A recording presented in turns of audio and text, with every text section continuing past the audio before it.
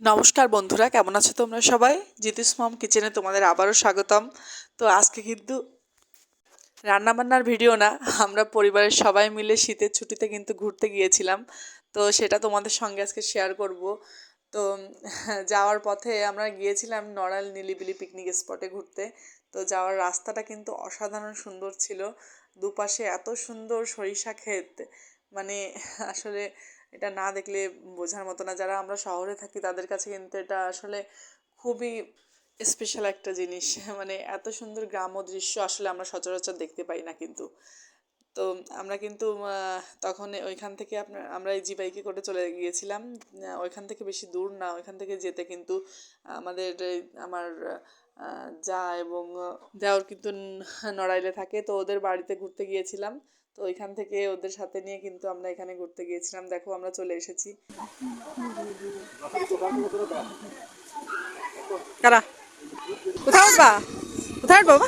এখানে? এটা কি? কি এটা? কি এটা? কি এটা? কি এটা? কি এটা? দেখি তো, কি এটা? কি? ও, ব্যাঙের ছাতা। এটা কি? এটা কি নৌকা? উঠবা? ছেলে তো আমার পার্কে এসে খুবই আনন্দ করছিল, আর এই নৌকাটা দেখে কিন্তু উঠতে চাচ্ছিল। এখানে বাচ্চাদের ওঠার জন্য একটা গাড়ি ছিল, আর গাড়ি দেখলে তো আমার ছেলে একদমই পাগল হয়ে যায়। তো গাড়িতে না উঠে সে যাবেই না। তো অনেকবার কিন্তু সে গাড়িতে চড়েছে, মানে শখ তার মেটেই না। তো লাস্ট পর্যন্ত যা হোক বুঝিয়ে পড়িয়ে নামানো গেছে। আর এখানে কিন্তু আর একটা বাচ্চাদের প্লেগ্রাউন্ড ছিল। তো এখানটা কিন্তু অনেক সুন্দর করে সাজানো ছিল, ফুল গাছের বাগান ছিল, সুন্দর কিছু ভাস্কর্য ছিল। আর এই যে এই রাইডটায় তো ও ওঠার জন্য খুবই করছিল, উপর থেকে উঠে এখান থেকে নেমে যেতে হয়। তো আমি তো প্রথম ভয় পাচ্ছিলাম যে পারে কি না, পরে তো দেখি ওরে বাবা, ছেলে তো খুব এক্সপার্ট। আর দেখো এই যে অনেক সুন্দর সুন্দর কিছু টয় ছিল কিন্তু নরম, এগুলো সফট টয়। তো অনেক কিছুই ছিল, আরও মেয়েদের অনেক কিছুই। এই যে দুইজন উঠে পড়েছে দুইজন উঠে পড়েছে, ওর বাবা কিন্তু নিচে দাঁড়িয়ে আছে। তো আমার প্রচণ্ড ভয় করতেছিল, আমি কিন্তু বলতেছিলাম ভালো করে দেখো, ধরে রেখো যেন পড়ে না যায়। তো প্রচণ্ড দুরন্ত আসলে।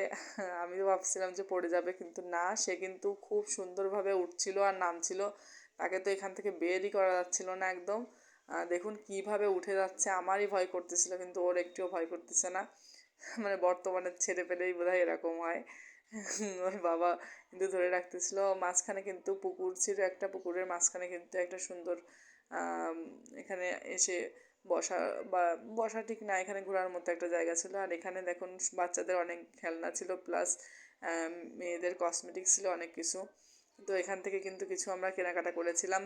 তো আর একটা প্লেগ্রাউন্ড ছিল, সেখানেও ওরা ঢুকেছিল। এখানে ঢুকে কিন্তু অনেক মজা করছিল।